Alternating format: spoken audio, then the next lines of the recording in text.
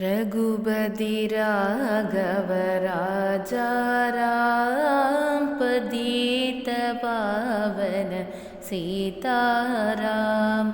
रघुपति राघव राजा राम पतित पावन सीताराम।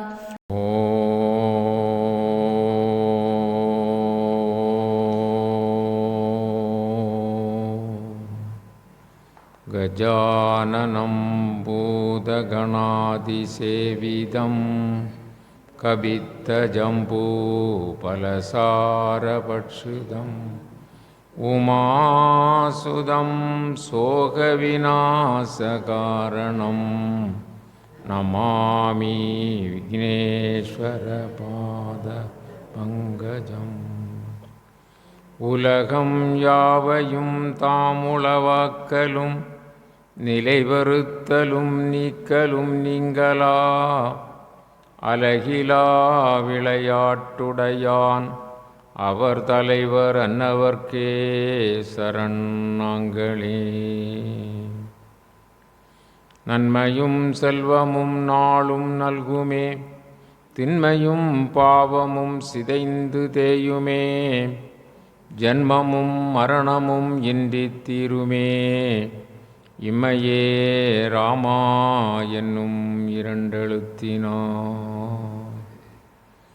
அஞ்சிலே ஒன்று பெற்றான் அஞ்சிலே ஒன்றைத் தாவி, அஞ்சிலே ஒன்று ஆறாக ஆரியர்க்கு ஆக ஏகி, அஞ்சிலே ஒன்று பெற்ற அணங்கை கண்டயலார் ஊரில், அஞ்சிலே ஒன்றை வைத்தான் அவன் நம்மை அழித்து காப்பான்.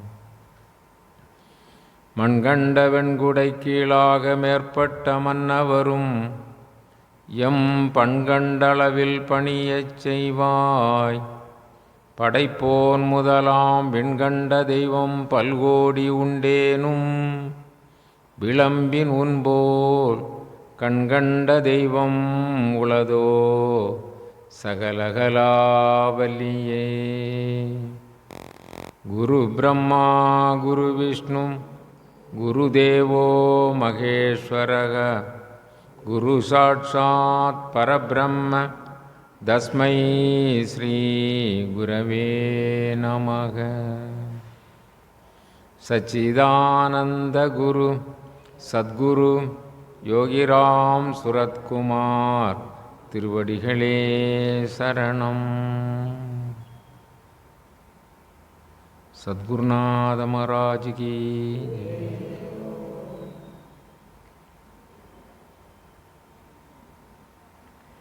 எல்லையற்ற கருணை உடைய எல்லாம் வல்ல சத்குருநாதரின் பேரருள் பெருங்கருணையினால் ஸ்ரீ ராம காதையை பிரபு பகவான் ஸ்ரீ ராமச்சந்திரமூர்த்தியினுடைய கல்யாண குணங்களையும் காவிய மகிமையையும் எடுத்து இயம்புகின்ற இந்த உபன்யாச நிகழ்ச்சியை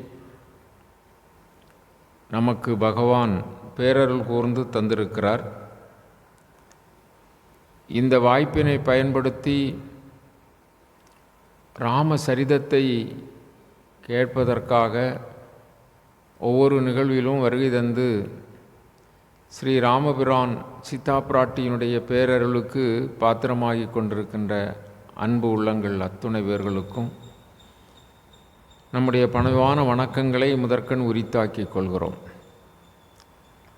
கழிந்த நிகழ்விலே ஆரண்ய காண்டம் நிறைவுற்று இன்றைய தினம் கிஷ்கிந்தா காண்டம், இந்த காண்டத்தின் உள்புக இருக்கிறோம். சபரி அன்னை தெளிவாக ஸ்ரீ ராமச்சந்திரமூர்த்திக்கு சொன்னார்கள், இங்கு பாய்ந்தோடுகின்ற பம்பை நதியை கடந்து அப்பால் நீங்கள் அந்த தீரத்தின் வழியாக சென்றீர்கள் என்றால் ரிஷிகமுக பர்வதம் என்ற மலை இருக்கிறது. அந்த மலையிலே சுக்ரீவன் என்பவன், சூரியபுத்திரன் சுக்ரீவன் அங்கு வாழ்ந்து வருகிறான், அவனை நீங்கள் தொடர்பு கொண்டீர்கள் என்று சொன்னால் எல்லா காரியங்களும் சிறப்பாக நடைபெறும். சீதா பிராட்டியை தேடுவதற்கு அவர் மிக உதவியாக இருப்பார். அப்படி என்று சொல்லி சபரி அன்னை ஸ்ரீ ராமபிரானுக்கு சொல்லிவிட்டு அவர்கள் திருவடி நீழலை அடைந்தார்கள். ஸ்ரீ ராமபிரான் அவர்களுக்கு அனுக்கிரகம் கொடுத்தார்கள். சபரியினுடைய வாக்கின்படி அப்படியாக அவர்கள் அந்த சபரிமலை தீரத்தில் இருக்கின்ற பம்பை நதிக்கு வருகிறார்கள். பம்பா நதி மிகவும் கீர்த்தியானது, பரந்து விரிந்து பாய்ந்து ஓடக்கூடிய நீர்நிலை நீர்வளம் உடையது. அதன் இருமருங்கிலும் ஏராளமான மரங்களும் நல்ல மலர்களை கொடுக்கின்ற செடி வகைகளும்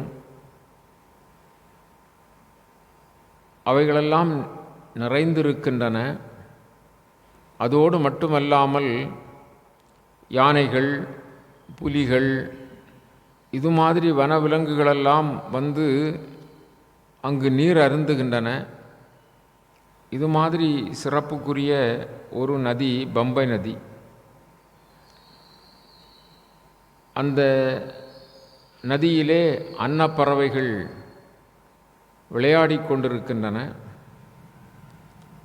அவற்றையெல்லாம் பார்க்கின்ற பொழுது ஸ்ரீ ராமச்சந்திரமூர்த்திக்கு சீதா பிராட்டியினுடைய நினைவு அதிகமாகி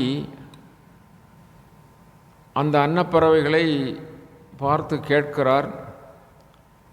அது மாதிரி அங்கிருக்கின்ற பறவை இனங்களை எல்லாம் பார்த்து கேட்கிறார். சீதா இருக்கும் இடத்தை நீங்கள் சொல்ல மாட்டீர்களா? அன்னப்பறவை மிக சிறப்பாக நடைபயிலும். அப்பொழுது அந்த அன்ன நடையை பார்க்கின்ற பொழுது சீதாவினுடைய எண்ணம் மேலோங்குகிறது. இது மாதிரி அங்கு காலை பொழுதிலே இருக்கின்ற பொழுது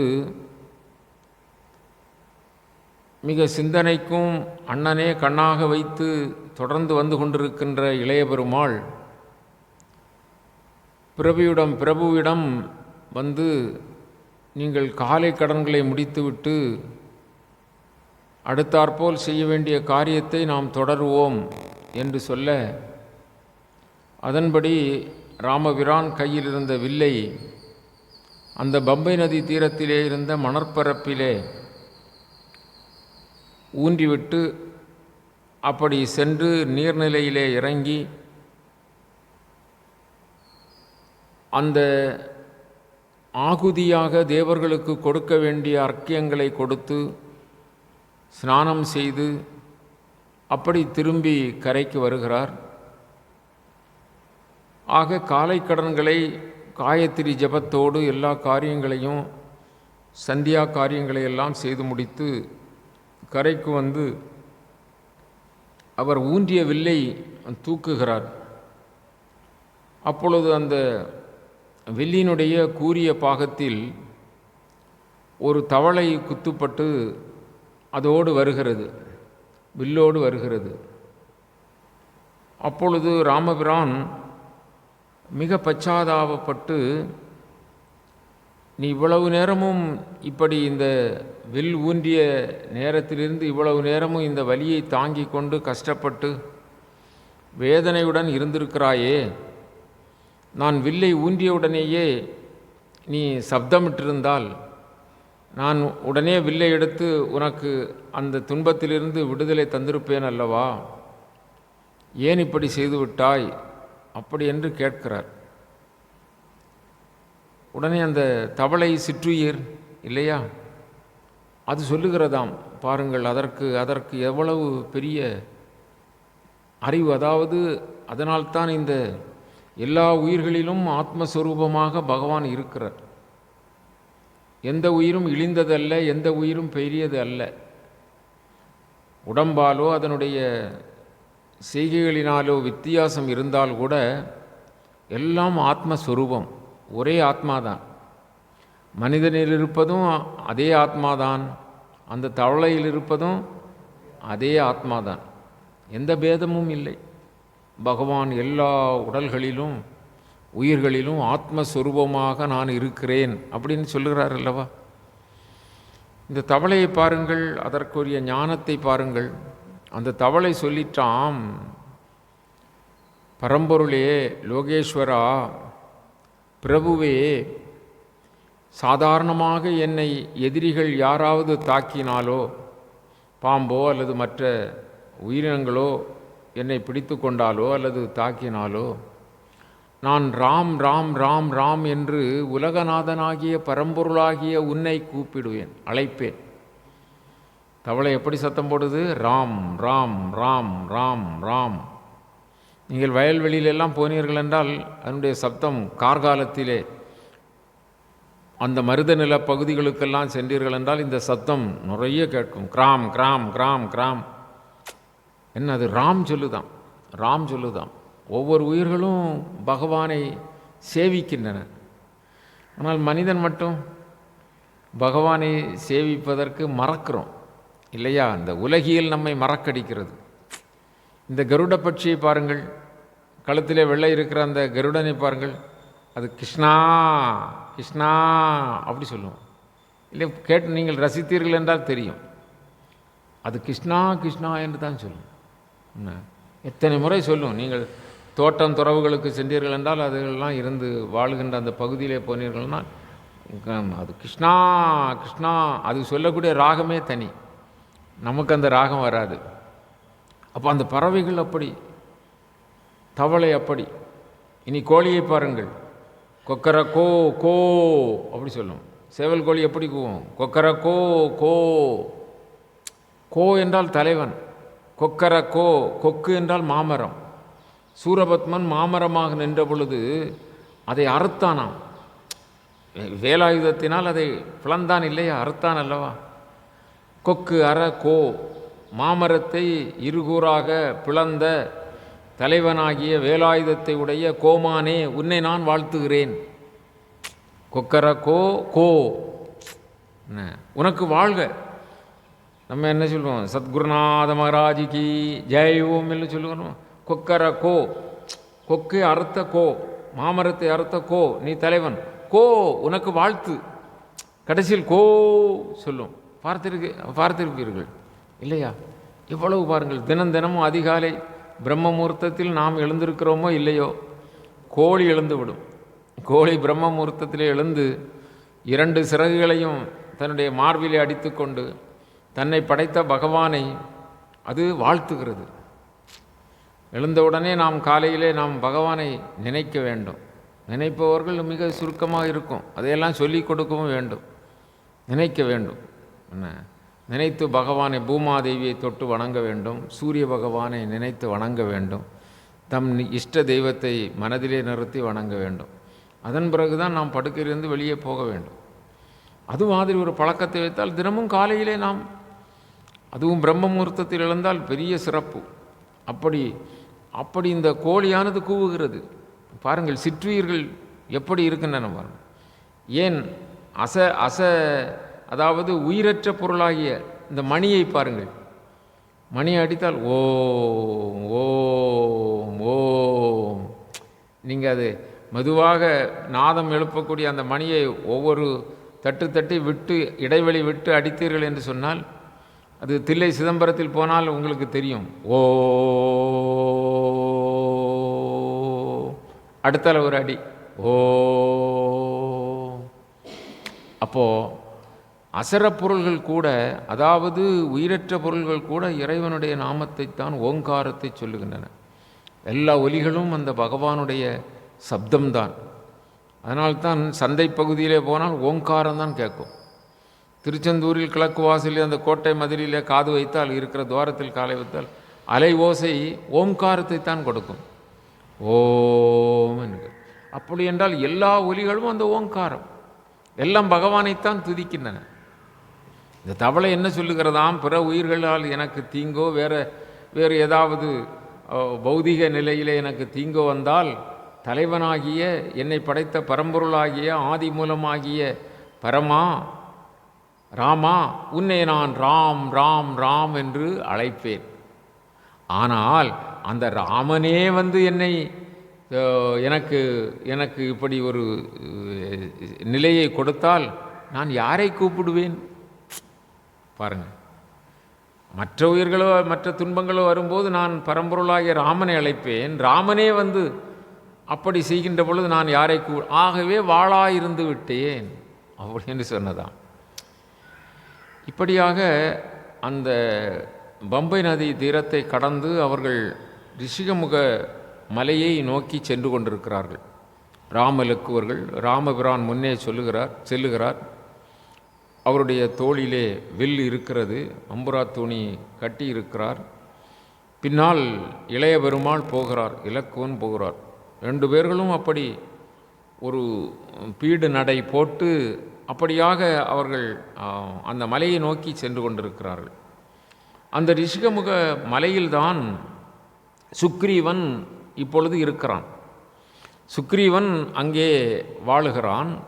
அந்த மலையிலே அவனுடைய மந்திரிமார்களோடும் மற்றுமுள்ள தனக்கு ரொம்ப நெருக்கமான துணை உடையவர்களாக இருக்கின்றவர்கள் சிலரும் அந்த மலையிலே அவர்கள் தஞ்சம் புகுந்து அங்கே இருக்கிறார்கள். இந்த ராமலக்குவர்கள் அங்கு தூரத்திலே வருவது சுக்ரீவனுக்கு தெரிகிறது. மலையில் உயரத்தில் அல்லவா இருக்கிறான்.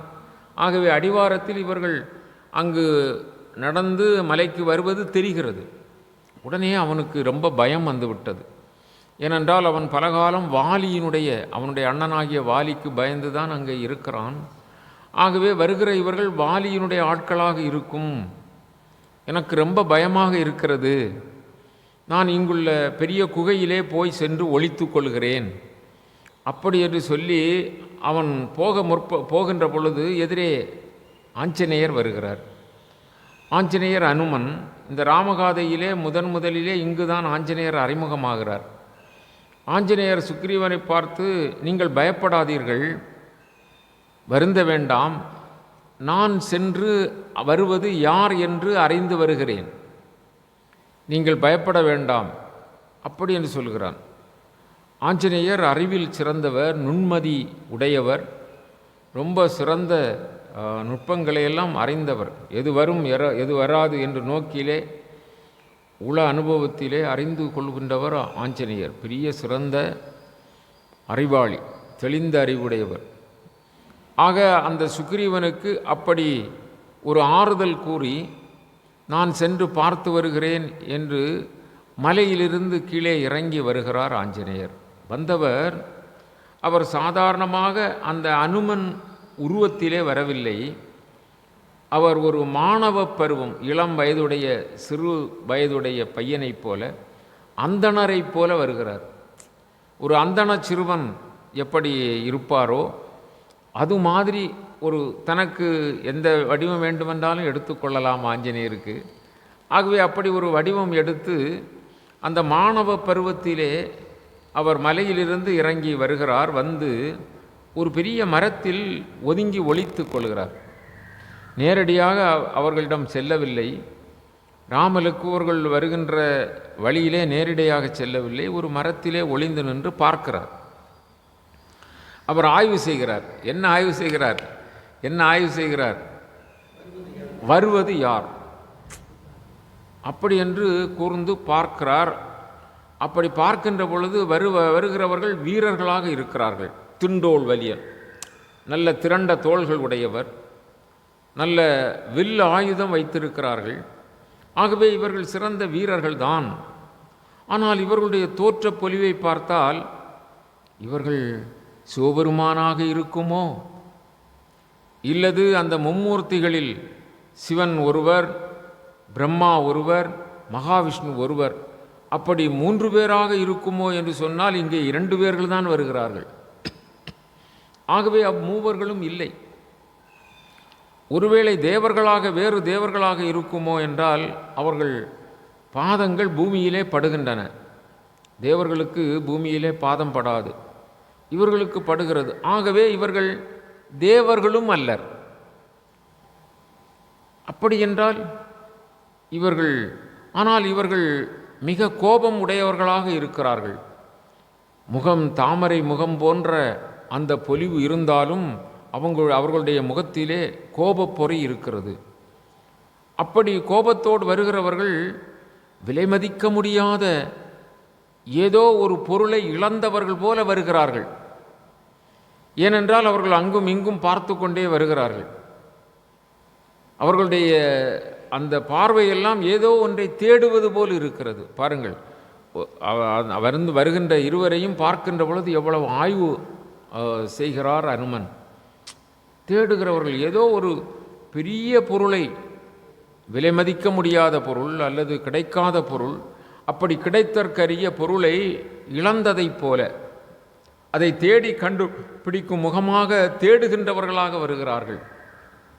ஆனால் இவர்கள் ஒரு பெரிய பெரிய அளவிலே புண்ணியம் செய்தவர்கள். புண்ணியம் என்று சொன்னால் இறைவனாகத்தான் இருக்க முடியும். ஏனென்றால் அங்கு வருகின்ற யானை கூட்டங்களெல்லாம் இவர்களை பார்த்து அப்படி ஒதுங்கி நின்று துதிக்கையை தூக்குகின்றன, வணக்கம் செலுத்துகின்றன. காட்டு யானைகள், உங்களுக்கு தெரியும், ரிஷிகமுக பருவம் என்றால் பம்பை நதி தீரம். இப்பொழுதும் சபரிமலைக்கு போகிறவர்களாம் யானை கூட்டத்தை நிறைய பார்க்கலாம். அங்கு யானைகள் நிறைய வாழும். அது மாதிரி புலி, சிங்கம், கடுவாய், இது மாதிரி கொடிய விலங்குகள் கூட இவர்கள் பக்கம் வந்து அப்படியே அசையாமல் நிற்கின்றன. எதுவுமே எந்த சப்தமிடவில்லை.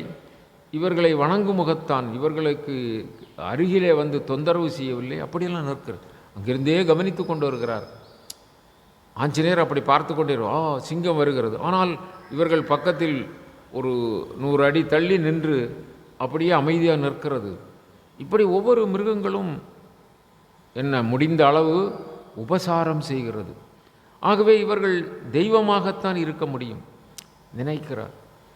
விலங்குகள் மட்டுமல்ல, புல் பூண்டுகள், இவைகளெல்லாம் அவருக்கு என்ன கொஞ்சம் இசைவாக ஏதாவது நிழல் கொடுத்து விட முடியுமா என்று முயற்சிக்கின்றனவாம்.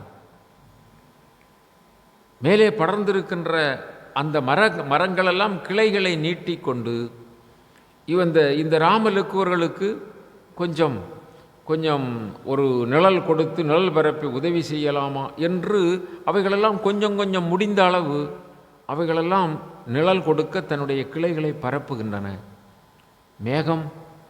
மேகம் மிக தாழ்ந்து பனித்துளி போல நீரை உதிர்த்து பன்னீர் தெளிப்பது போல் அவர்கள் மேலே போய்கொண்டே இருக்கிறதாம்.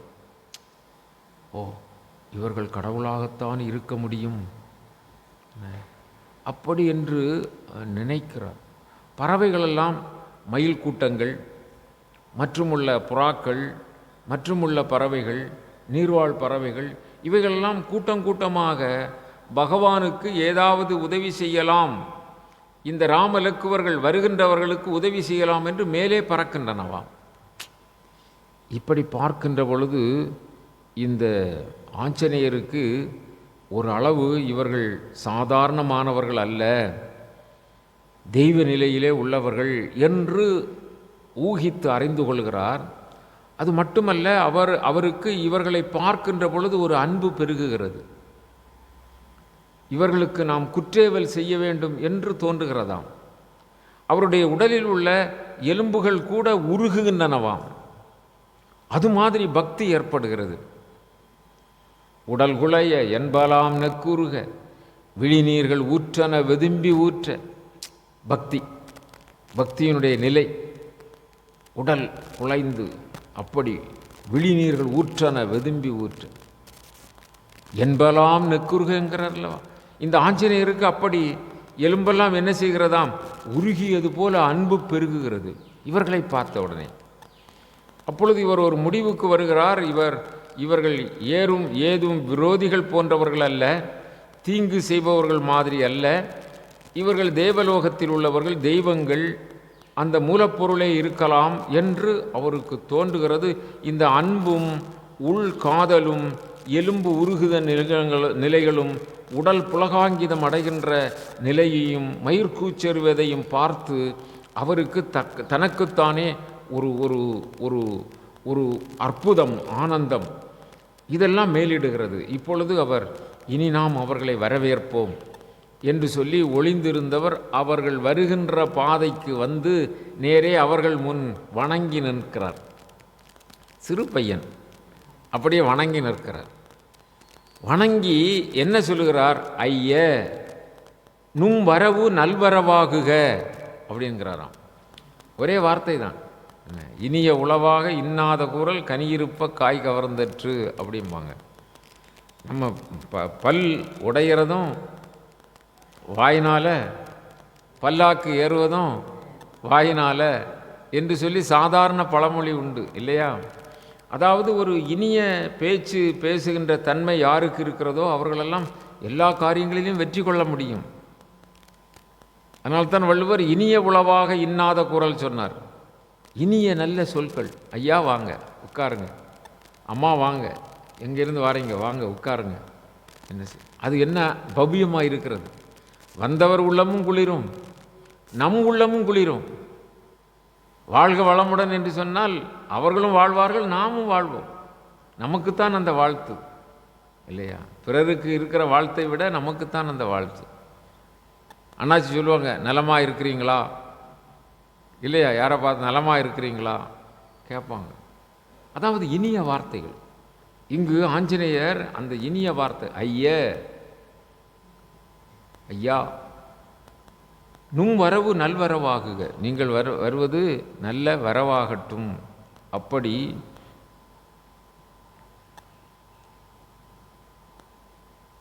அவர் அந்த அந்த ராமலக்குவர்களை வரவேற்கிறார். வரவேற்று வணங்கி நிற்கிறார். இவருக்கு எப்படி அந்த உடல் அந்த நிலை ஏற்படுகிறதாம் என்று சொன்னால், அந்த பக்தியை சொன்னோம் அல்லவா, அதை கம்பநாட்டாழ்வார் சொல்லுகிறார். துன்பினை துடைத்துமாய தொல் வினை தன்னை நீக்கி. ஒவ்வொருவருடைய துன்பத்தையும் நீக்கிறது யாரு? பகவான் தான். பகவான் தான் எல்லோருடைய துன்பத்தை நீக்க வேண்டும். நிறைநிலையாகிய பிறவி பெருங்கடல் என்கிற அந்த பெரிய இடரினையும் அவர்தான் நீக்க வேண்டும். துன்பினை துடைத்து மாய தொல்வினை தன்னை நீக்கி. வினையின் காரணமாகத்தான் இந்த உடல் ஒவ்வொரு பிறவியிலும் வருகிறது. வினையே ஒரு தேகம் கண்டாய் என்று சொல்வார். ஆகவே தென்புலத்து அன்றி மீளா நெறிவுய்க்கும் தேவரோதாம். ராமலக்குவர்களை பார்த்து அந்த ஆஞ்சநேயர் நினைக்கிறார். தென்புலத்துக்கு பிறவி உள்ளவர்கள் தென்புலம் போவார்கள். அந்த தென்புலத்துக்கு போகாமல் மீண்டும் பிறவி இல்லாத நிலைக்கு எடுத்து செல்லுகின்ற தேவர்தாம் இவர்களோ அப்படின்னு நினைக்கிறார். தென்புலத்து அன்றி மீளா நெறிவுய்க்கும் தேவரோதாம் என்பு எனக்கு உருகுகின்றது. ஆஞ்சநேயருக்கு எலும்பு உருகுகின்றதாம். என்பு எனக்கு உருகுகின்றது இவர்கின்றது அளவுயில் காதல். அளவில்லாத காதல் எனக்கு என்ன வெளிப்படுகிறது, இவர்கின்றது. அன்பினுக்கு அவதி இல்லை, அன்பினுக்கு ஒரு முடிவு இல்லை. அடைவு என் கொல் அறிதல் தேற்றேன். என்ன காரணம் என்பதை நான் உணர முடியவில்லை. அப்படி என்று நினைத்தவர்தான் அவர்களை வரவேற்கிறார். அந்த நேரத்தில் ராமபிரான் சொல்லுவார், யாரப்பா நீ? யார் நீ? நீ வந்த காரியம் என்ன? அப்படி கேட்கிறார்.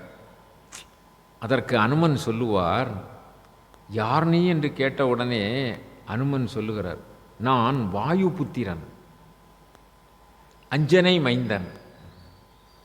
என் தந்தை வாயுதேவன், என் தாய் அஞ்சனாதேவி, அவர்களுக்கு பிறந்தவன்தான் நான்.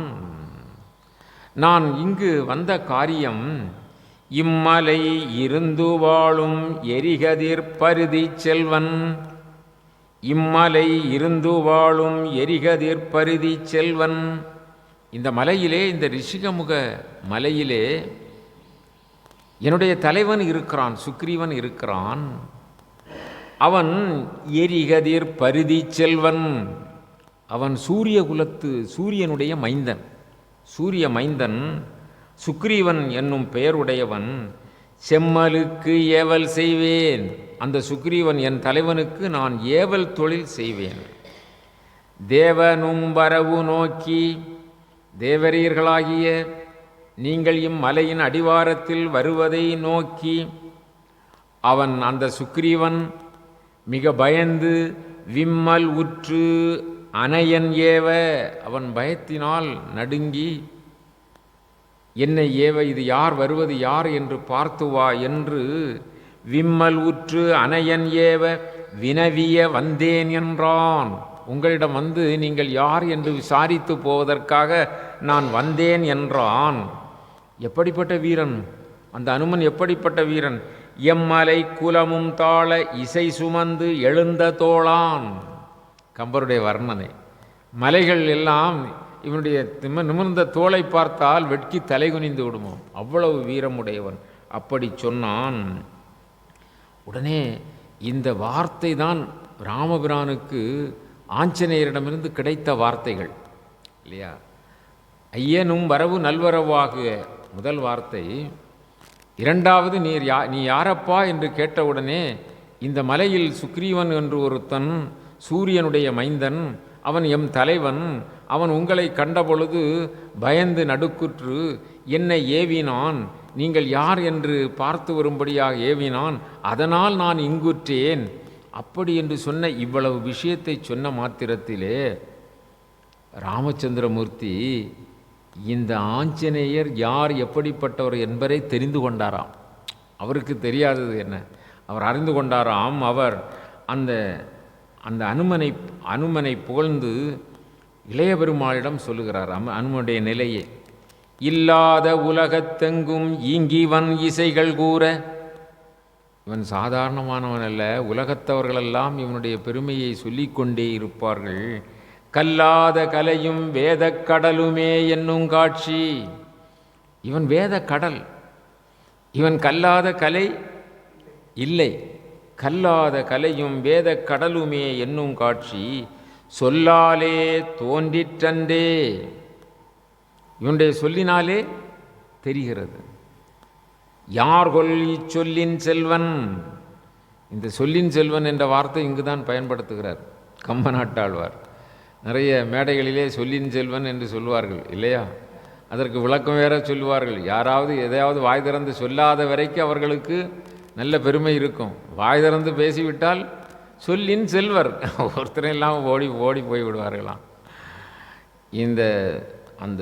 அந்த சொல்லிலே சுவைபட சொல்லுதல், அதை பொருள்பட சொல்லுதல், அறிவுபூர்வமாக சொல்லுதல், ஆற்றலோடு சொல்லுதல், இவையெல்லாம் ஒருங்கை பெற்றவர் அனுமன். ஆகவே யார்கொல் இச்சொல்லின் செல்வன். விரிஞனோ விடைவல்லானோ அவர் சொல்லுகிறார். இவன் தேவர்களுக்கெல்லாம் தேவனாக இருக்கக்கூடிய அந்த விரிஞனோ, விரிஞன் என்றால் பிரம்மா, அவர் தானே படைப்பு கடவுள். இவன் பிரம்மாவாக இருக்குமோ இல்லை விடைவல்லானோ. திருமால் தானே இங்கே ராமரா வந்திருக்கிறாரு, அதனால் கம்பநாட்டாழ்வார் அதை விட்டுட்டார். விரிஞனோ யார்கொல் இச்சொல்லின் செல்வன். இது யாரு? ஒருவேளை பிரம்மதேவனாக இருப்பானோ, இல்லை அந்த காளை வாகனத்தை உடைய அந்த நந்தியம் தேவனாக இருக்கக்கூடிய அந்த விடைவல்லவனாகிய சிவபெருமானாக இருக்குமோ என்று தம்பியிடம் சொல்லிவிட்டு, அப்பா தம்பி, இவன் இந்த உரு அல்ல. இவன் இப்போ ஏதோ ஒரு சின்ன உருவத்தை எடுத்துக்கொண்டு வந்திருக்கிறான். இவன் இந்த உருவம் அல்ல. மாணியாம் இவ்வடிவம் அன்று. ஒரு சின்ன உருவத்தில் வந்திருக்கான். இந்த வடிவம் இவன் வடிவம் அன்று. மாணியாம் இவ்வடிவம் அன்று மற்ற இவன் வடிவம் மைந்த ஆணி இவ்வுலகுக்கெல்லாம். இவன்தான் உலகுக்கெல்லாம் அச்சாணி. இந்த உலகுக்கு இவன்தான் அச்சாணியாக இருக்கிறான் அனுமன். அனுமனுடைய கீர்த்தியை பகவான் சொல்கிறார். ஆணி, அதாவது தேரினுடைய அச்சாணி இருக்கிறதல்லவா, அது இருந்தால்தான் தேர் உருளும். அந்த அச்சு தான் ரொம்ப சிறப்புக்குரியது அந்த தேரில். அது மாதிரி இந்த உலகுக்கு ஆணி இவ்வுலகுக்கெல்லாம் என்னலாம் ஆற்றற்கு ஏற்ற சேன் உயர் பெருமை தன்னை சிக்குற அறத்தெளிந்தேன். இவனுடைய பெருமையை நான் தெளிவாக தெரிந்து கொண்டேன். நீ ஆனால் இப்பொழுது அறிய மாட்டாய். காணுதி மெய்மை என்று தம்பிக்கு களறி நின்றான். நீ அது சமயம் வருகின்ற பொழுது இவனுடைய பெருமையை நீயே அறிவாயாக. அப்படி என்று சொல்லி அந்த ராமபிரான் தம்பிக்கு சொன்னார். பிறகு ஆஞ்சநேயரிடம் சொல்லுவார் ராமபிரான், நீ சொன்ன அந்த சுக்ரீவனை பார்க்கத்தான் நாங்கள் வந்திருக்கிறோம், அந்த சுக்ரீவனை காட்டு, நாம் போகலாம் அப்படி என்று ராமபிரான் சொல்லுகிறார். அனுமன் நுண்மான் தெளிந்த அறிவுடையவர் அல்லவா, அவர் சொல்லுவார், சுக்ரீவன் உங்களை யார் என்று கேட்டால் சொல்ல வேண்டுமே, நீங்கள் யார் என்று அறிந்து வருவதற்காகத்தான் நான் இங்கு வந்தேன், ஆகவே உங்களை நான் தெரிந்து கொள்ள வேண்டும் என்று சொன்ன உடனே இளைய பெருமாள் சொல்லுகிறார். அந்த இளைய பெருமாள் சொல்லுகின்ற பொழுது அவர் சொல்லுவார், சூரிய குலத்திலே சூரிய வம்சத்திலே வந்தவர்தான் பல பேர் அரசர்கள். அதிலே அயோத்தியை தலைநகராக கொண்டு ஆட்சி செய்கின்ற தசரத சக்கரவர்த்தி, அவருடைய மைந்தர் ராமன், அவர்தான் இவர். அவருடைய தம்பி இளைய பெருமாள் இலக்குவன். ராமபிரான் சிற்றன்னையினுடைய ஏவலால் தம்பிக்கு நாட்டை கொடுத்து கானகம் வந்தார். இப்படி கானகம் வந்தவர் முன்பு நடந்த செய்திகளையெல்லாம் சொல்லுகிறார். தாடகையை பேரரக்கியை ஓரம்பினால் அழித்தார். விஸ்வாமித்திரருடைய அந்த யாகத்தை காப்பாற்றினார். மிதிலை வந்து யாவராலும் அசைக்க முடியாத சிவதனுசை அது முப்புறம் ஒருங்கச் சுட்ட மூரிவன் சிலையும் வீரன், மூன்று புறங்களையும் சிரிப்பினாலே எரித்த அந்த சிவபெருமானுடைய கையிலிருந்த அந்த வில்லை ஒடித்தார். சீதா பிராட்டியை திருமணம் செய்து அதன் பிறகு சீதாதேவியோடு கானகம் வந்தவர் பிராதன் என்று சொல்லுகின்ற கொடிய அசுரனை அழித்தார். அதன் பிறகு நிறைய முனிவர்கள், யோகிகள், தவசீலர்கள் எல்லாம் அவர்களுக்கெல்லாம் விமோசனம் கொடுத்தார். சபரி என்ற பெண்ணுக்கு மோட்சம் கொடுத்தார். அகலிகை என்ற பெண் அப்படியே கல்லாய் கிடந்தாள். கௌதம மகரிஷியுடைய மனைவி, அவளுக்கு அந்த சாபத்தை நீக்கினார். இப்படியாக கானகத்திலே இருக்கின்ற பொழுது பஞ்சவடியிலே அங்கே கரன் தூஷணன் என்று சொல்லுகின்ற ஆயிரக்கணக்கான லட்சக்கணக்கான அரக்கர்களை தனி ஒருவராக இருந்து அழித்தார். கவந்தன் என்று சொல்லுகின்ற அந்த பேர் அசுரன் கண்டவற்றையெல்லாம் தனக்கு என்று சொல்லி எடுத்து சாப்பிடக்கூடிய அந்த அசுரனை அழித்து விமோசனம் கொடுத்தார். இப்படியாக இந்த இந்த சிறப்புகளை எல்லாம் உடைய ஸ்ரீராமன் இவர்தான். இவர் நாங்கள் பஞ்சவடியிலே இருக்கும் பொழுது வஞ்சகமாக ராவணன் சீதா பிராட்டியை எடுத்து சென்று விட்டான். அவளை தேடுவதற்காக அந்த சீதா பிராட்டியை தேடும் முகமாக நாங்கள் இங்கு வந்திருக்கிறோம். சபரி சுக்ரீவனை பற்றி சொல்ல நாங்கள் சுக்ரீவனை தேடி வந்திருக்கிறோம் அப்படி என்று சொல்லி அந்த இளையவருமாள் முழு விற்த்தாந்தத்தையும் முழு செய்தியையும் சொல்லிவிட்டார். அப்படி சொன்ன காரணத்தினால் இந்த ஆஞ்சநேயர் எல்லாவற்றையும் புரிந்து கொண்டு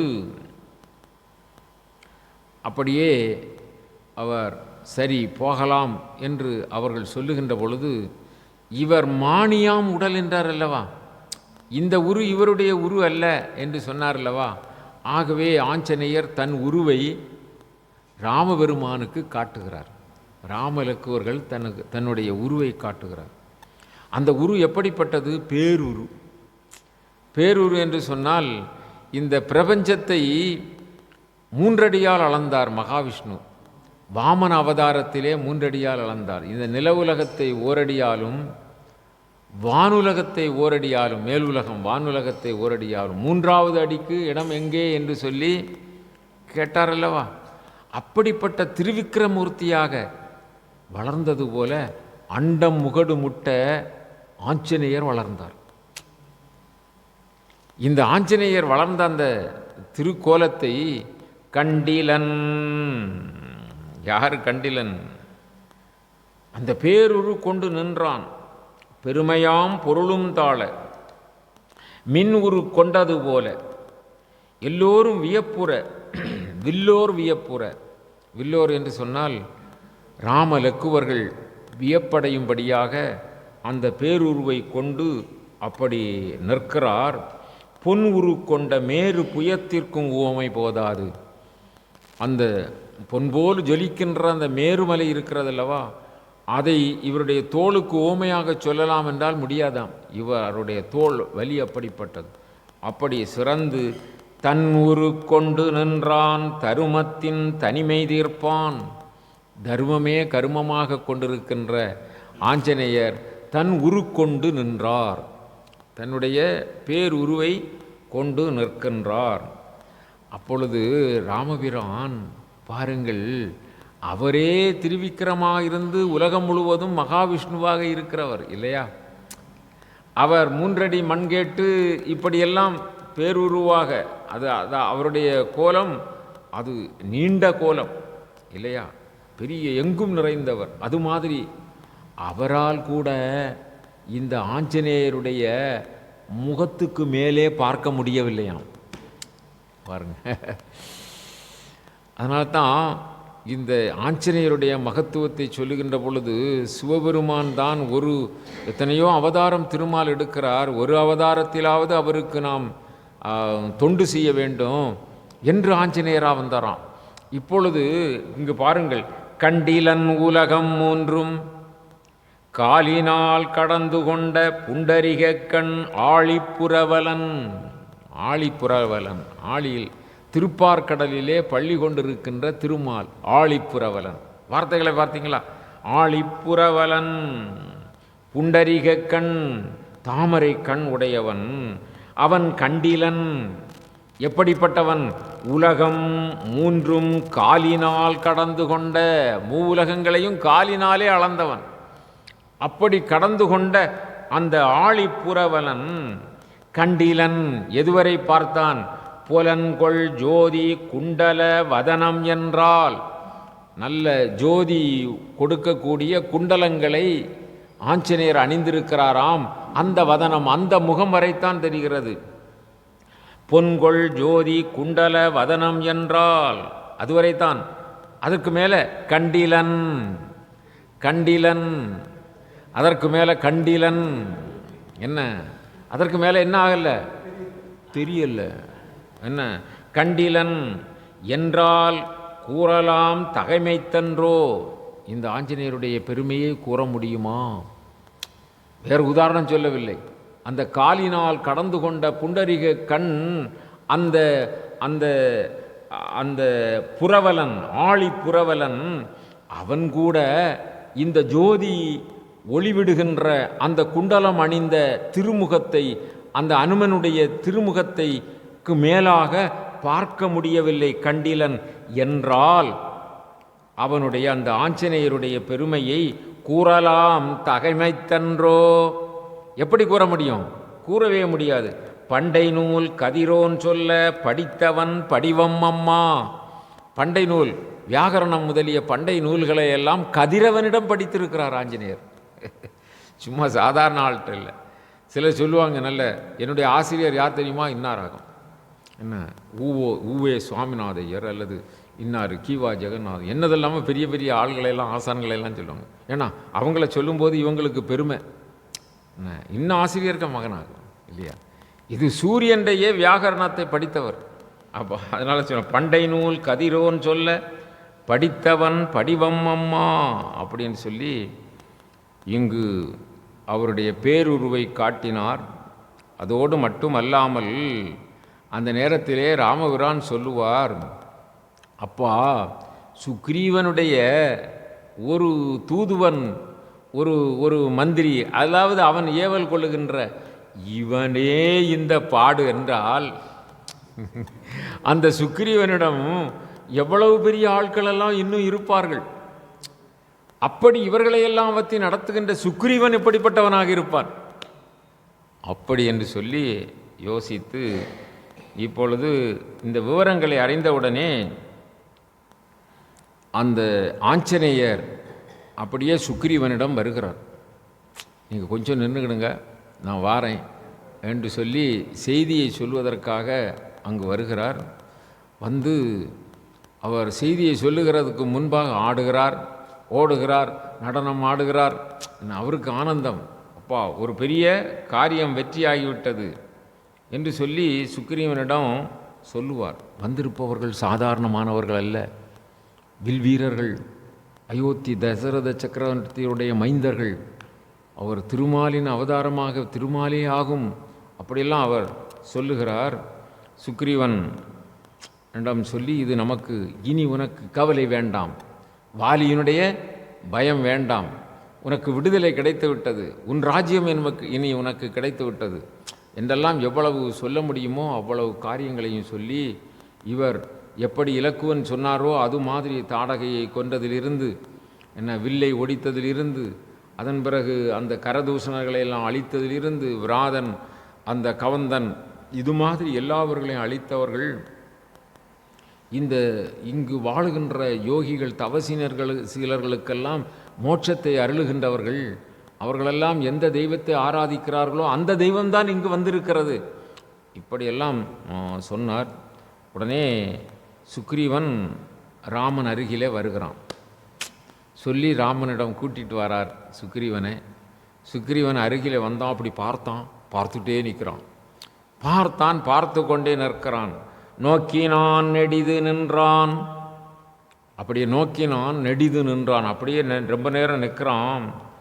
நொடிவு அருங்கமலத்து அண்ணல் ஆக்கிய உலகமெல்லாம் அன்று தொட்டு இன்றுகாரும் வாக்கியம் புரிந்த எல்லாம் குவிந்து இரு படிவமாகி, ஆதி காலத்திலிருந்து இந்த காலம் வரை செய்திருக்கின்ற புண்ணியங்கள் எல்லாம் ஒன்று சேர்ந்து இரண்டு உருவத்தை பெற்றது போல இங்கு வந்து நிற்கிறார்கள் என்று சுக்ரீவன் மனசில் நினைக்கிறோம்.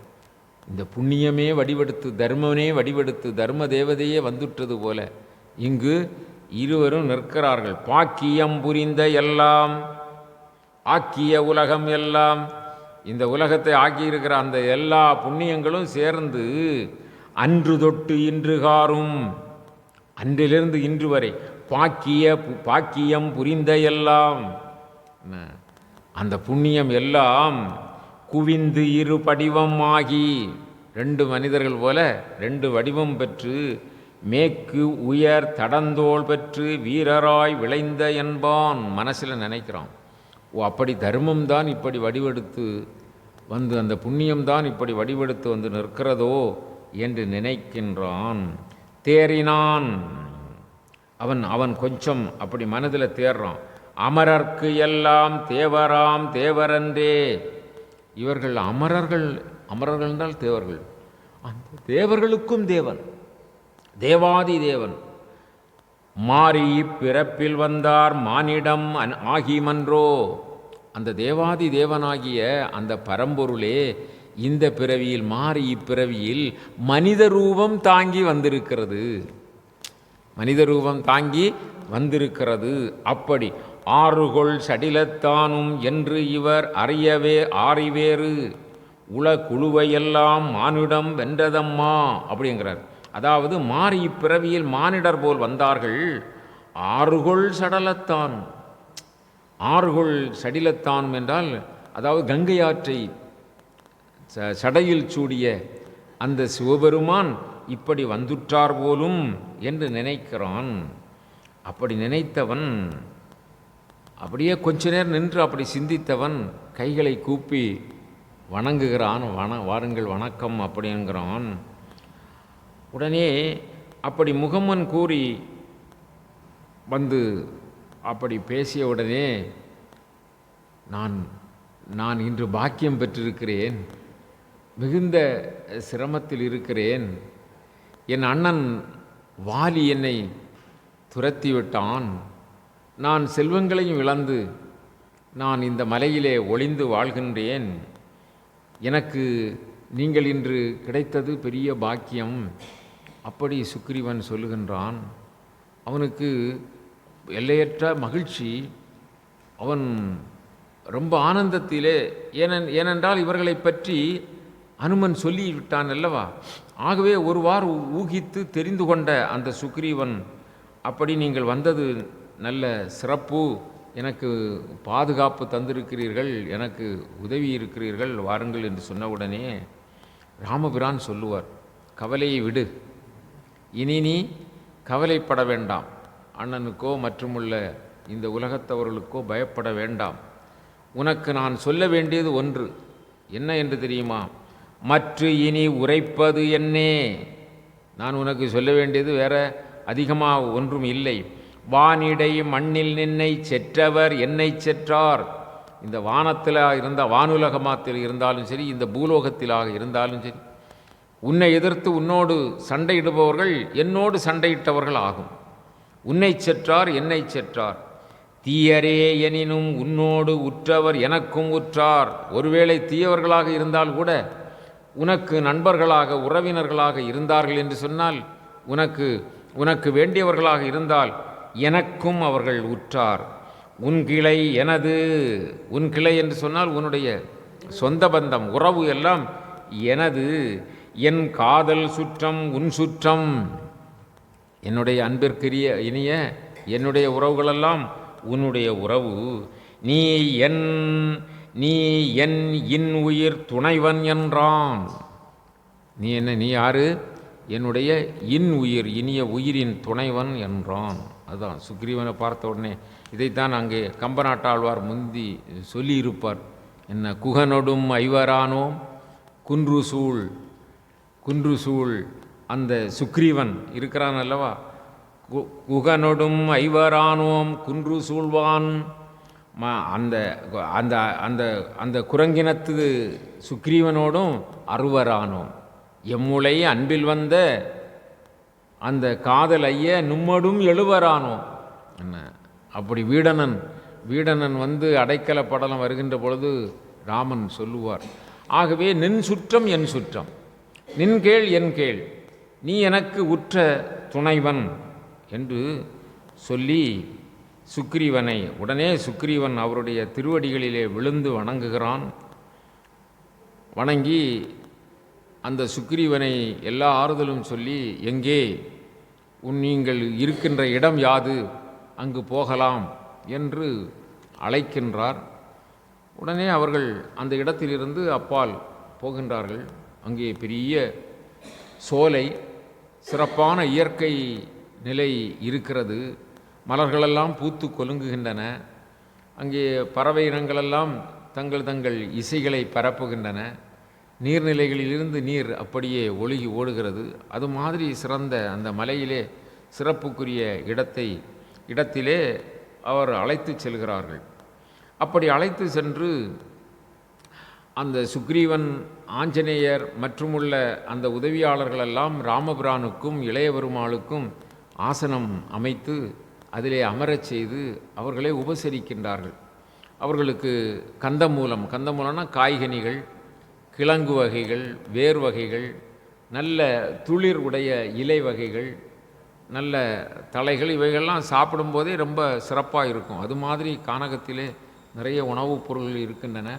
அந்த கனி வகைகள், கிழங்கு வகைகள், வேர் வகைகள், அது தண்டு வகைகள், இலை வகைகள், இது மாதிரி உணவுகளை எல்லாம் கொடுக்கிறார்கள், உபசரித்து கொடுக்கிறார்கள்.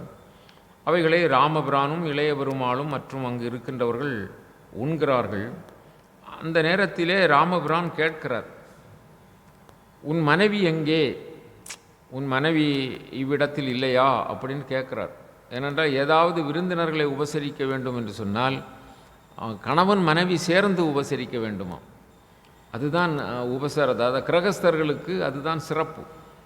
மனைவி இருந்தால் மனைவியோடு சேர்ந்து தான். சில இடங்களில் அது நடைமுறைக்கு இருக்காது.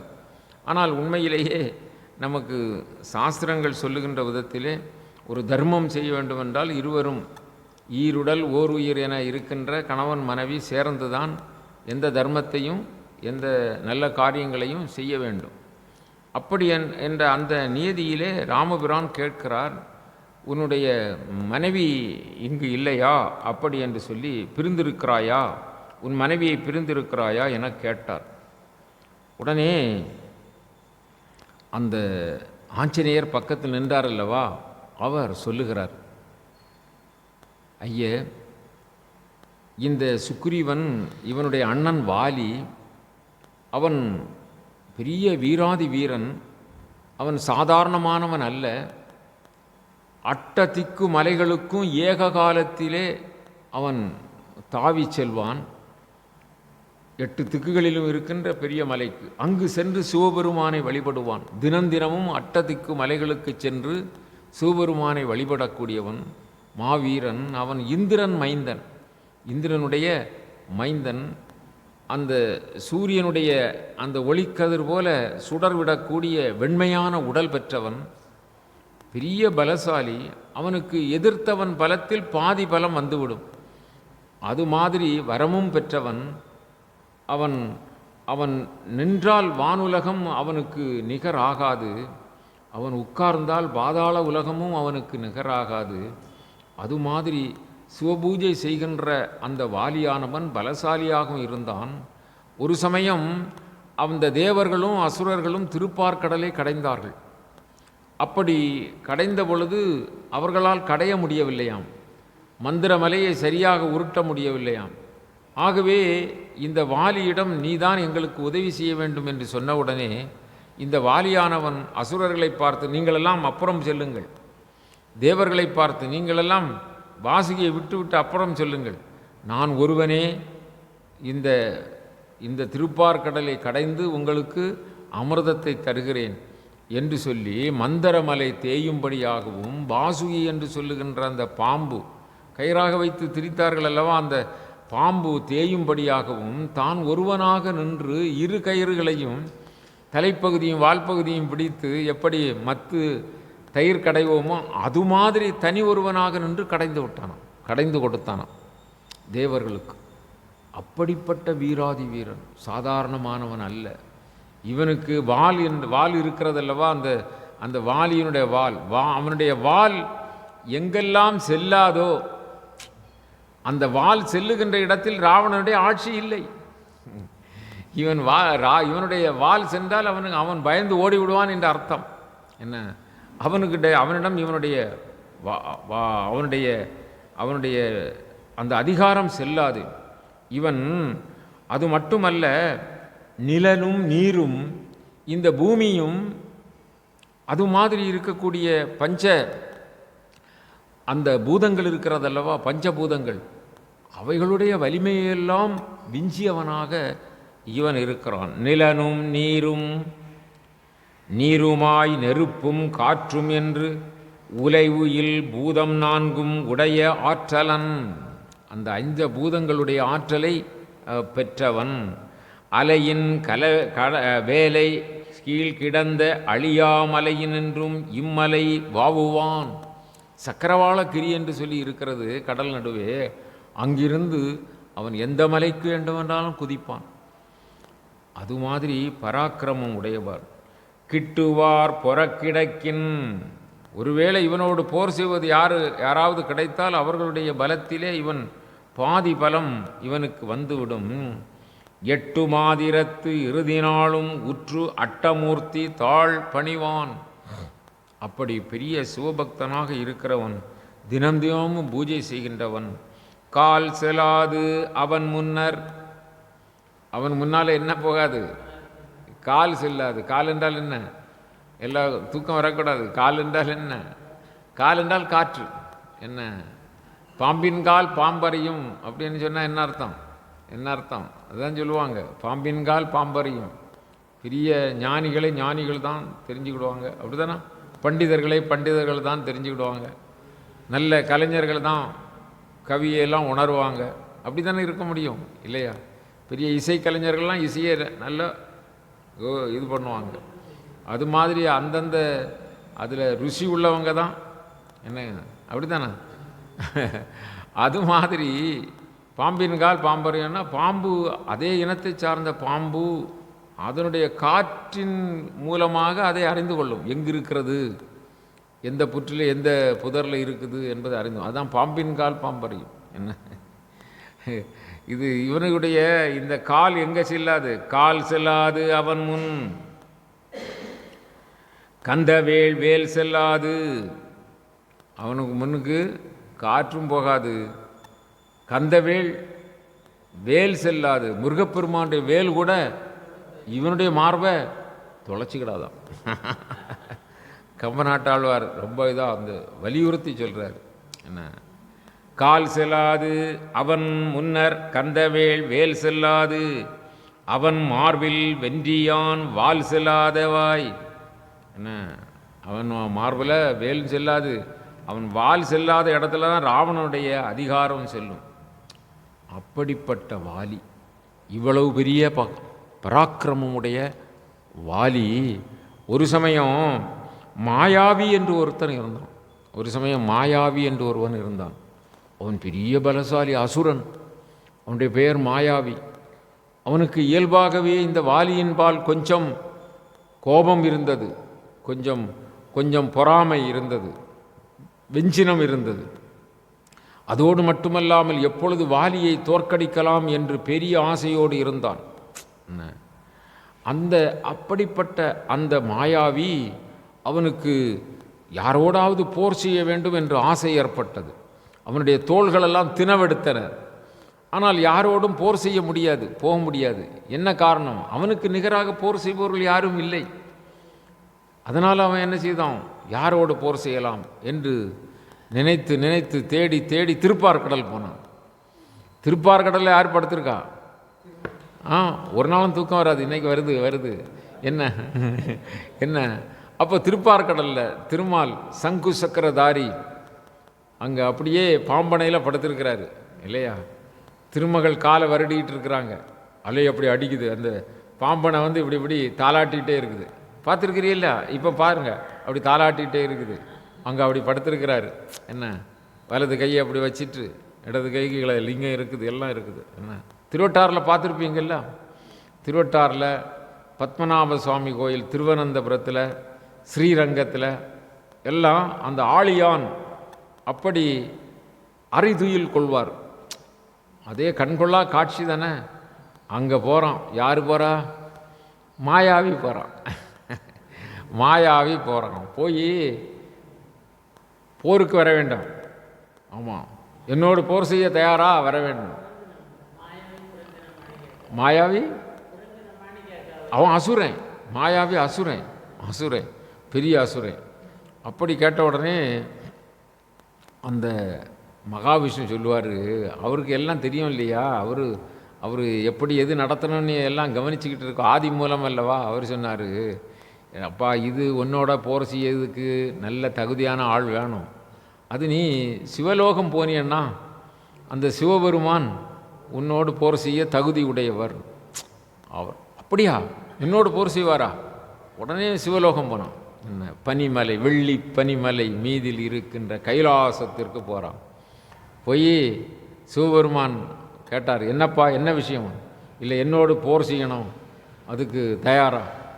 இல்லைப்பா, இதெல்லாம் போட்டு என்னையெல்லாம் நீ கூப்பிடலாமா? இந்திரன் தேவர்களுடைய தலைவன். அந்த இந்திரன்ட்ட நீ போ. அந்த இந்திரன்ட்ட போனேன்னா அவன் உனக்கு கூட போர் செய்வான் அப்படின்னு சொல்லி உடனே அங்கே அமராவதி பட்டணம், தேவேந்திரன் இருக்கக்கூடிய தேவலோகத்துக்கு இந்த மாயாவி போனான். மாயாவி வாரான்னு சொன்ன உடனே இந்திரனுக்கு என்ன பயம்? பயம் நெருங்கியாச்சு. இந்திரன் கைகால் உதறது. ஆனால் மாயாவியை பார்த்து, எப்பா நான் உனக்கூட நெடுநாள் போர் செய்திட மாட்டேன். 1-2 நாள் வேணா போர் செய்யலாம், அதுக்கு மேலே எனக்கு முடியாது. உன்னோடு நெடுநாள் போர் செய்ய வேண்டும் என்றால் பூலோகத்தில் அங்கே அந்த ரிஷிகமுக பர்வதத்தில் அந்த கிஷ்கிந்தையில் ஒருத்தன் இருக்கிறான், வாலிங்கிறது அவனுக்கு பேர். அவன்கிட்ட போனேன்னா நீண்ட நாள் போர் செய்யலாம். உன்னை இவன் ஏற்கனவே பகைமை இவனுக்கு இருக்குது. உடனே வாலிகிட்ட, ஓ இதுதான் நல்ல தருணம் அப்படின்னு வாலிகிட்ட வந்தான். வாலி அப்படியே கொக்கரித்து, மாயாவி நீயா வந்திருக்கா? இந்த முறை உன்னை என்ன செய்கிறேன்? சமாதி கட்டிக்கிறேன், உன்னை கொன்று தீர்த்துடுறேன் அப்படின்ட்டு மாயாவியோடு போர் செய்தான். வாலி மாயாவியோட போர் செய்தான். மாயாவியோடு போர் செய்தால் எவ்வளோ நாள் நடக்குது? போர் நடந்துக்கிட்டே இருக்குது. ஆனால் வலதுசாரி இடதுசாரி அவங்க 2 பேரும் பிடிச்சிட்டு கறங்கும்போது உலகமே கறங்குது. அவங்களுடைய பாதம் படுகிற நேரம் இடமெல்லாம் பூமி பள்ளமாகிறது, பெரிய நீர்நிலை ஏற்பட்டுருது. அதனால் எங்கே ஆதிசேரனுக்கு தலை இருக்குதோ அங்கங்கே தலையை காலை வைக்கிறான். அது மாதிரி தாங்கி பிடிக்கணும் இல்லை, அது மாதிரி பெரும் போர் நடக்குது. கடைசியாக எதிர்த்தவன் பலத்தில் பாதி பலம் இல்லையா? அந்த மாயாவிக்கு பலம் குறைஞ்சிட்டே இருக்குது, வாலிக்கு பலம் கூடிகிட்டே இருக்குது. அவன் என்ன செய்தான்? ஓட ஆரம்பித்தான். அவன் ஓடனா இவன் உன்னை இந்த முறை விடக்கூடாது, விட்டால் மீண்டும் இப்படி தான் வருவா அப்படின்னு விரட்டுறான். அவன் இந்த பூ உலகம், பாதாள உலகம், மேலுலகம் எல்லாம் ஓடனான். அந்த மாயாவி பின்தொடர்ந்தான் வாலி. வேற வழி இல்லை, பூமிக்குள்ளே ஏதாவது அந்த பிளத்வாரம் இருக்கா அப்படின்னு சொல்லி பார்த்து ஒரு குகைக்குள்ளே ஒளிஞ்சான். ஒரு பெரிய குகைக்குள்ளே ஒளிஞ்சான். உடனே வாலி சுக்ரீவனை பார்த்தான், மந்திரிமார்களை பார்த்தான். நான் இந்த குகைக்குள்ளே போய் மாயாவியை கொன்னுட்டு வாரேன், நீங்கள் நான் வாரது வரை இங்கே காத்துருங்க. அப்போது ஒருவேளை என்னை கை தப்பி மாயாவி இந்த வழியாக வெளியே வந்துடக்கூடாது, அதனால் நீங்கள் ஜாக்கிரதையாக காவல் செய்யுங்க அப்படின்னு சொல்லிட்டு அந்த குகையினுள்ள மாயாவி ஒளிஞ்ச இடத்துக்கு போனான். அங்கே போய் தேடி கண்டுபிடிச்சி அவனோடு போர் செய்தான். ஒரு நாள் 2 நாள் இல்லை, 1 மாதம் 2 மாதம் இல்லை, 28 மாதம் போர். என்ன 28 மாதம் போர் நடந்தது, பெரும் போர். கடைசியாக அந்த மாயாவியை கொன்னுட்டான் வாலி.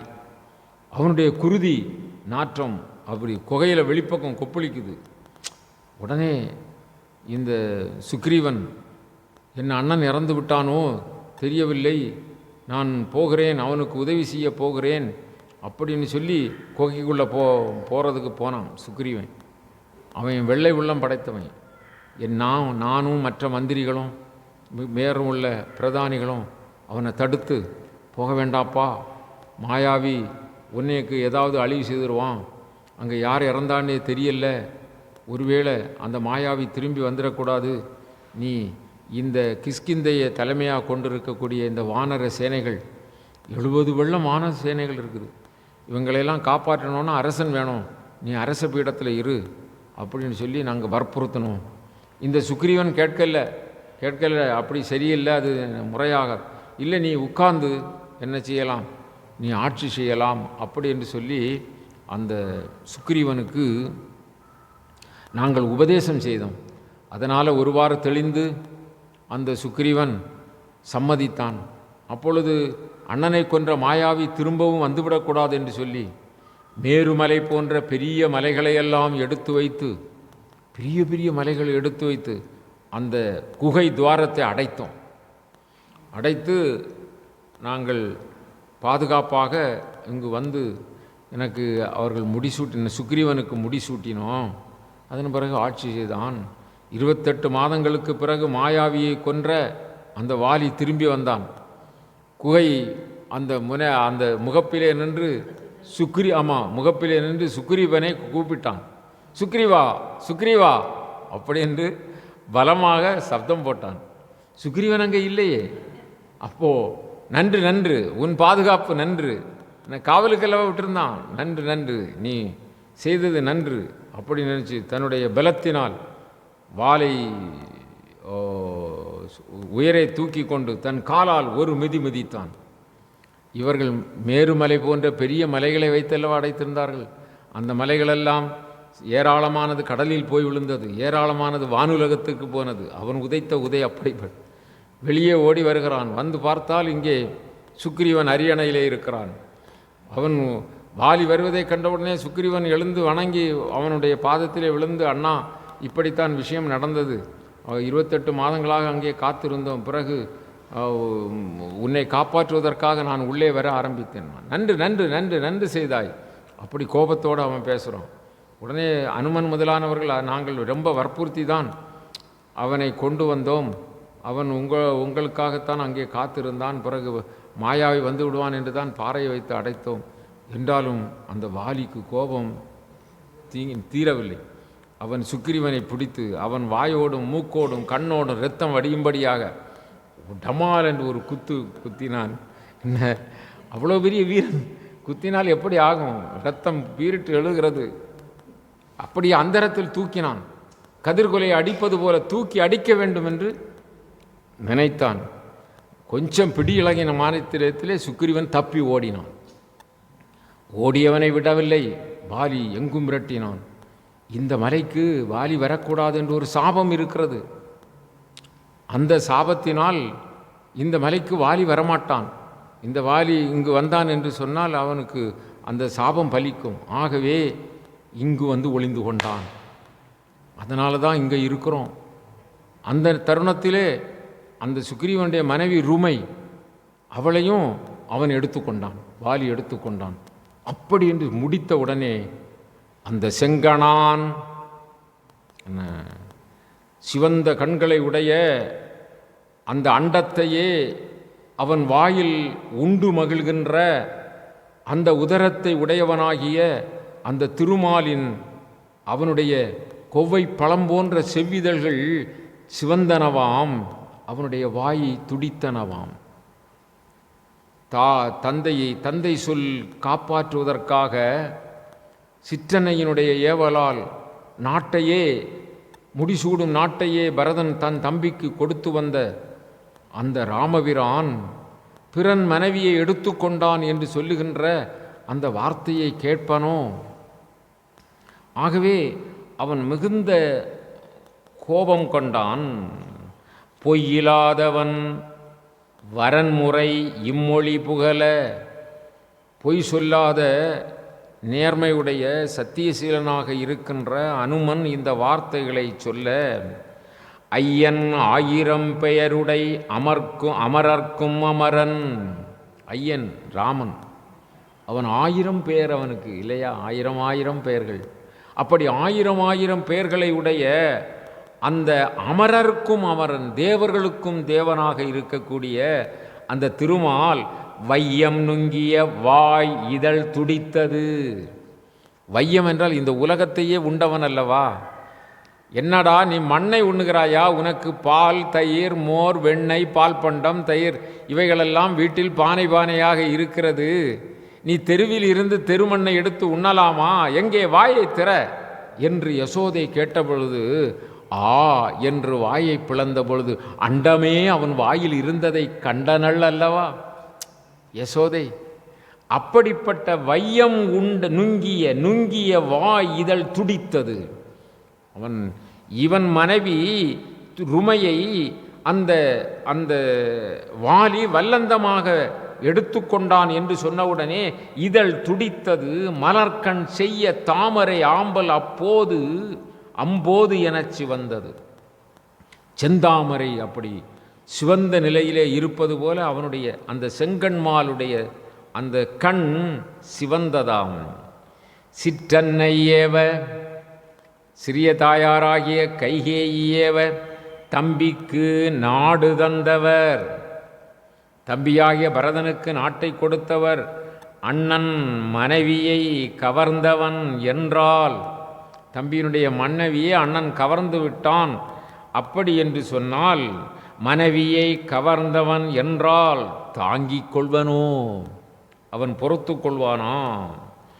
உலகம் உடனே ராமன் சொல்லுவார். ராமபிரான் அப்படி கோபத்தோடு சொல்லுகின்றார், உலகம் ஏழினோடு ஏழும் வந்து அவன் உயிர்க்கு உதவினும்.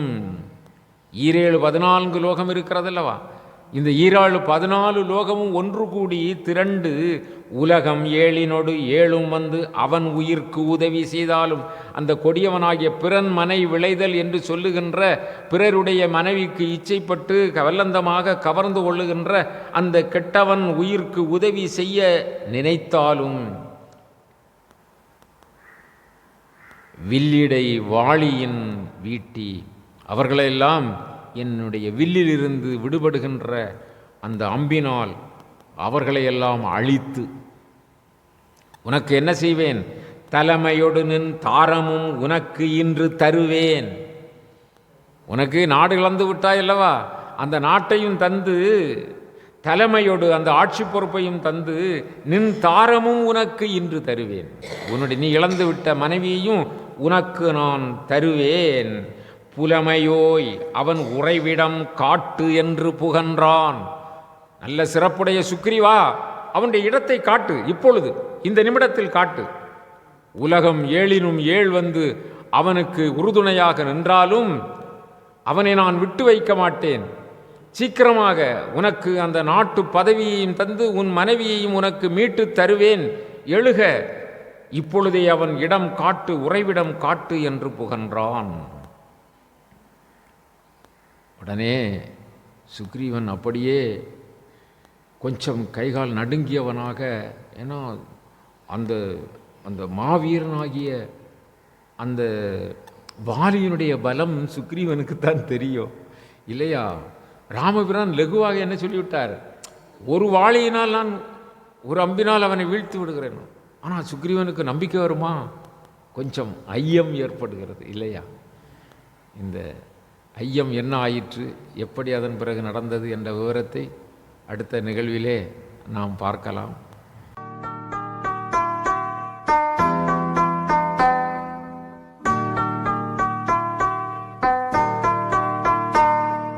योगी राम सूरत कुमार जय गुरु राया।